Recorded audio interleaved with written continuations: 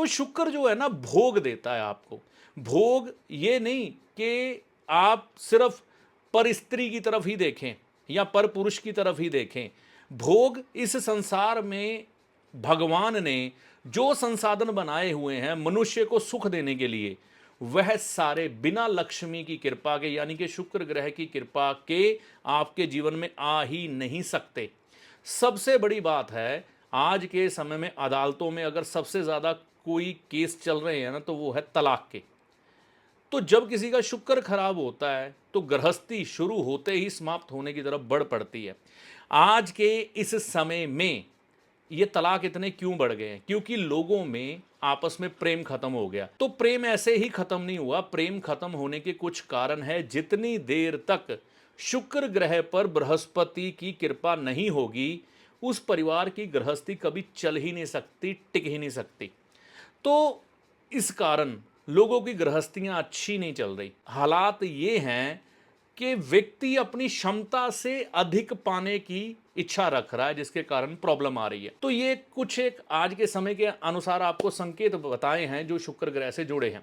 अब कुंडली में शुक्र खराब होने की क्या स्थितियां होती हैं? देखिए, कुछ एक भाव अगर खराब हो तो शुक्र ग्रह खराब हो जाता है, कुछ एक ग्रह अगर खराब हो तो शुक्र ग्रह खराब होता है। तो समझते हैं पहले कैसे होता है ये सब। सूर्य शनि की युति हो, शुक्र खराब होता है।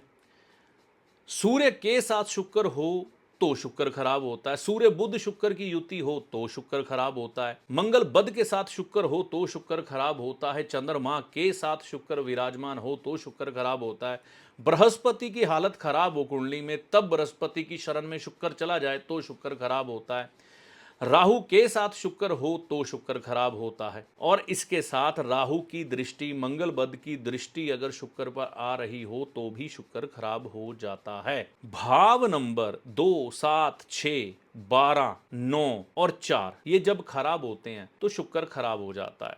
चंद्रमा जब कुंडली में खराब हो तो शुक्र खराब हो जाता है। मंगल बुध हो तो शुक्र खराब हो जाता है। तो ऐसी बहुत सी स्थितियां हैं जिन स्थितियों में शुक्र खराब हो जाता है। अगर किसी के घर का साउथ वेस्ट या साउथ खराब हो तो भी शुक्र खराब हो जाता है। तो शुक्र खराब होने की बहुत सी कंडीशंस हैं। जैसे कि भाव नंबर 1 में शुक्र हो तो शुक्र अच्छा नहीं होता। भाव नंबर 2 में कंडीशनल होता है। यहां पर शुक्र बैठा हुआ कई बार अच्छे फल प्रकट करता है, लेकिन अगर व्यक्ति अपने चरित्र के ऊपर ध्यान ना दे तो यही शुक्र खराब फल देता है। भाव नंबर 3 में शुक्र अच्छा फलदायी फल प्रदान करता है, लेकिन मंगल बुध के असर आ रहे हो तो शुक्र के खराब फल मिलते हैं। चौथे भाव का शुक्र अच्छा नहीं होता।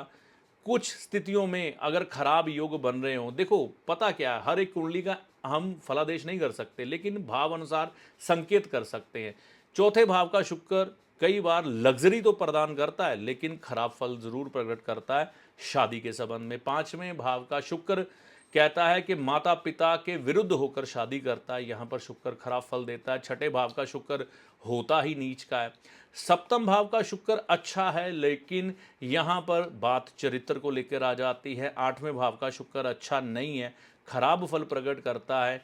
ऐसी स्त्री जो होती है ऐसे व्यक्ति की, वह थोड़ी गुस्सैल स्वभाव की होती है। और नौवम भाव का जो शुक्र है ये मंगल बुध का मारा हुआ होता है। कहीं ना कहीं परेशानियां सेहत पर आती रहती हैं, स्त्री की या घर वालों की।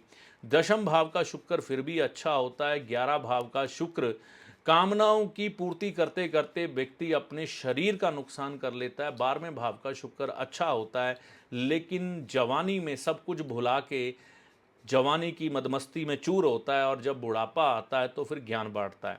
तो यहाँ पर शुक्र उच्च का होते हुए भी कई बार खराब फल प्रकट कर देता है।